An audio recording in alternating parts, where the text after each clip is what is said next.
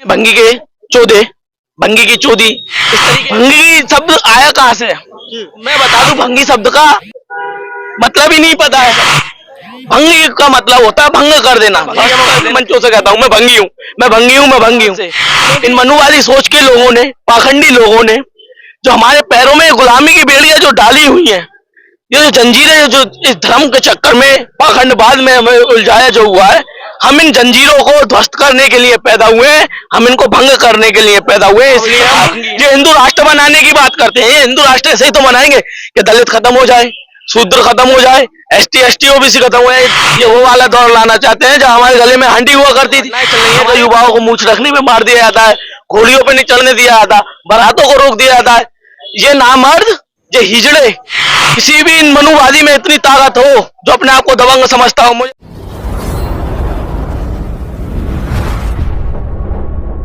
नहीं, आप गांव में, मेड़ में, खेत में, गली में, शहर में, किसी भी जगह चली जाइए, जब किसी व्यक्ति को अपमानित करना हो, वो नीच सोच के लोग उसको भंगी कह के कहते हैं, भंगी के चौदे, भंगी की चौदी, इस तरीके के सबब इस्तेमाल में लाए जाते हैं। लेकिन जो लोग नीचता के दबाव में आकर नीच सोच रखकर इस शब्द का इस्तेमाल करते हैं भंगी, तो वो नादान है, अनजान है। उन्हें मैं बता दूं, भंगी शब्द का मतलब ही नहीं पता है। भंगी शब्द आया कहाँ से? आप गौतम बुद्ध को पढ़िए, उनके बारे में गहराई से जानिए। धम्म चक्र से आया है, बौद्ध धम्म से आया है भंगी शब्द। भंगी का मतलब होता है भंग कर देना, ध्वस्त कर देना, किसी चीज को खत्म कर देना। जब गौतम बुद्ध के जी के शिष्य जब अपने आप को वो साधना में होते थे, अपने मन को शांत कर रहे होते थे, तो वो अपने आप को, अपने अंदर के अहंकार को, अपने अंदर के स्वार्थ को, अपने अंदर के लालच को, अपने अंदर की ईर्षा को भंग कर रहे होते थे। मतलब किसी चीज को पूरी तरह खत्म कर देना, भंग। वहां से भंगी बना। जिन्होंने अपने अंदर की स्वार्थ को, ईर्षा को, घमंड को, लालच को भंग कर दिया, वो भंगी हो गया है। और भंग का मतलब होता है किसी भी चीज को खत्म होना। हम भंगी है। मेरा नाम सिद्धांत भाटिया भंगी है। मैं खुले मंचों से कहता हूँ मैं भंगी हूँ, मैं भंगी हूँ, मैं भंगी हूँ। क्योंकि भंगी शब्द का अर्थ है किसी चीज को खत्म कर देना। जो हमारे 5-7 हजार साल से इन मनुवादी सोच के लोगों ने, पाखंडी लोगों ने जो हमारे पैरों में गुलामी की बेड़ियां जो डाली हुई हैं, ये जो जंजीरें जो इस धर्म के चक्कर में पाखंडवाद में हमें उलझाया जो हुआ है, हम इन जंजीरों को ध्वस्त करने के लिए पैदा हुए हैं, हम इनको भंग करने के लिए पैदा हुए हैं। इसलिए हम भंगी हैं। मेरा नाम सिद्धांत भाटिया भंगी है। मैं इससे नेक भी गुरेज परहेज नहीं करता हूँ। मैं खुले मंचों से कहता हूँ कि मैं भंगी हूँ। मैं इस गुलामी की बेड़ियों को तोड़ने के लिए पैदा हुआ हूँ, भंग करने के लिए। देखिए, बाबा साहब ने अब संविधान दिया इस देश को, तो बाबा साहब ने कहा कि संविधान चाहे कितना भी बुरा क्यों ना हो, लेकिन उसको चलाने वाले अच्छे होंगे तो संविधान 100% अच्छा साबित होगा। लेकिन संविधान चाहे कितना भी अच्छा हो और उसको चलाने वाले बुरे हैं तो संविधान 100% ही गलत साबित होगा। बाबा साहब ने SC ST OBC Bahujan Samaj पूरे भारतवर्ष को इसमें अधिकार दिए हैं, स्वतंत्रताएं दी है, सब चीज का हक अधिकार बाबा साहब ने दिया। पढ़ने लिखने जाने आने का हर चीज की आजादी है इसमें। लेकिन आज इस देश का संविधान कुछ ऐसे जाति मानसिकता लोगों के, गुलाम लोगों के हाथ में पहुंच गया है, जो जाति के गुलाम हैं, जो आज भी व्यक्ति में ऊंच नीच, जात पात, भेदभाव का मन में भेदभाव रखते हैं, उनके हाथों में वो भेदभाव वो है। तो वो इस हमारे भारत देश के संविधान को खत्म करके वो मनुवादी जो राज था वो लाना चाहते हैं।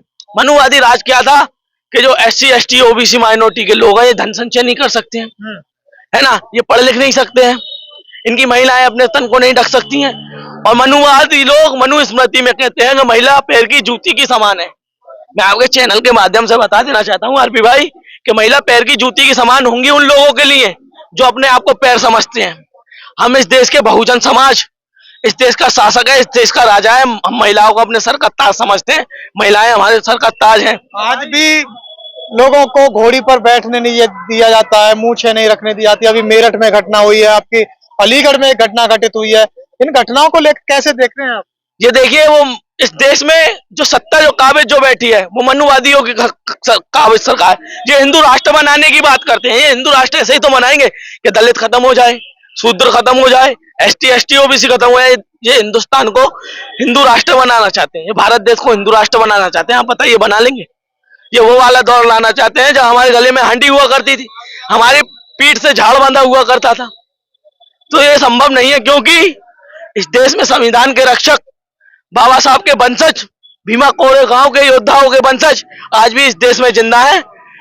वो दौर हम वापस नहीं आने देंगे जब हमारे बच्चों को पढ़ने लिखने का अधिकार नहीं था, जब हमारे बुजुर्गों को सम्मान से पगड़ी लगाने का अधिकार नहीं था। और जो आज की घटना जो आप बता रहे हो, आजकल जो घटनाएं चल रही हैं कि युवाओं को मूछ रखने में मार दिया जाता है, घोड़ियों पे नहीं चढ़ने दिया जाता, बारातों को रोक दिया जाता है, ये नामर्द, ये हिजड़े, ये एक जानवर की समान है, एक कुत्ते भेड़िए की समान है जो झुंड में हमला करते हैं। जहां हमारे एक आध दो घर हैं, ये वहां अपनी तानाशाही दिखाते हैं, वहां अपनी दम्भगई दिखाते हैं। मैं इनको दबंग नहीं मानता। अगर ये दबंग है तो मैं भी तो भंगी हूं, मैं भी तो सिद्धांत भाटिया भंगी हूं। मुझे रोकने पर रोक के दिखाए। किसी भी मनुवादी में इतनी ताकत हो जो अपने आप को दबंग समझता हो, मुझे पेन लगाने से रोक के दिखाए आरपी भाई, मुझे मुंह से रखने से रोक के दिखाए, मुझे लीला पटका डालने से रोक के दिखाए। मैं भी तो भंगी हूँ, मैं भी तो चमार हूँ भाई, मुझे रोक के दिखाइए। अभी हाल एक वीडियो और वायरल हुआ था कि जय भीम लिखने पर गाड़ी पर, और उस टीचर को निकाल दिया गया कॉलेज से। देखिए, अब ये ऐसा क्यों हुआ? क्योंकि आज हमारा समाज जो है वो बट चुका है, वो बटा हुआ है, वो भटका हुआ है। वो भटका क्यों हुआ है? क्योंकि हम एक मंच पर नहीं आ पा रहे, हम एकत्रित नहीं हो पा रहे, एक ताकत में नहीं हो पा रहे। क्या केवल और केवल उसी की गाड़ी पे जय भीम लिखा हुआ था? जय भीम में एक दलित पीड़ित शोषित की आवाज है, जिसपे अत्याचार होता है, उसका विश्वास है। जो दलित शूद्र है, इन पर अत्याचार 5000 साल से हो रहा है, उनकी ताकत है जय भीम। क्या और गाड़ियों पे क्षत्रिय नहीं लिखा होता, ठाकुर लिखा नहीं होता, राजपुताना नहीं लिखा होता? इनको क्यों कहीं से नहीं निकाला जाता? जो हम आपस में हम इतने कमजोर हो चुके हैं, तानाशाह सरकार जो बैठी है दलित शूद्रों को कमजोर करने के लिए बैठी है, जो आपस में हमें बांटने के लिए बैठी है। आपने अभी बीच में देखा होगा कि वर्गीकरण का मुद्दा लिया आए थे। इस देश में जो दो ताकत सबसे ज्यादा मारने काटने में जो विश्वास रखती है, जो इस देश की सबसे बड़ी ताकत है, चमार और भंगी, जिनको जाटव वाल्मीकि कहते हैं। चमार और भंगी ऐसी देश में ताकत है जो उनको दिखा कि ताकत इस देश में पनप रही है, और ये ताकत जब एक हो गई, ये दोनों मिल गए, तो इस देश में तहलका मचा देंगे। इनका एक सांसद अभी संसद भवन में पहुंचा है, एक सांसद 543 सांसदों पर भारी है। अगर इन्होंने ऐसे ही 50 सांसद पहुंचा दिए तो ये हमारी सत्ता को हड़प लेंगे, इस देश पे कब्जा कर लेंगे। यानी कि वो जाटव और वाल्मीकि के भाईचारे को काट रहे हैं लोग। ये बिल्कुल काट रहे हैं, इनको ताकत हजम नहीं हो रही है। ये जाटव वाल्मीकि ये बटेंगे नहीं, ये एक शरीर के दो हाथ हैं, ये बाप की दो औलाद है। जाटव वाल्मीकि किसी के भड़काने में नहीं आएंगे। इन्होंने देखा नहीं, आपने लालच दिया कितना बड़ा, कोई बटा सड़कों पे हमने उतर के आपके चैनल के माध्यम से हमने ऐलान किया था ना कि जाटव वाल्मीकि भाईचारे को, किसी के माई के लाल में इतनी औकात नहीं है जो जाटव वाल्मीकि भाईचारे को खराब कर दे। देख रहे थे मेरे साथ में युवा साथी थे सिद्धांत सिंह भाटिया। बने रहिए आप हमारे साथ में, फिर आएंगे वीडियो लेकर। तब तक के लिए जय भीम, जय भारत।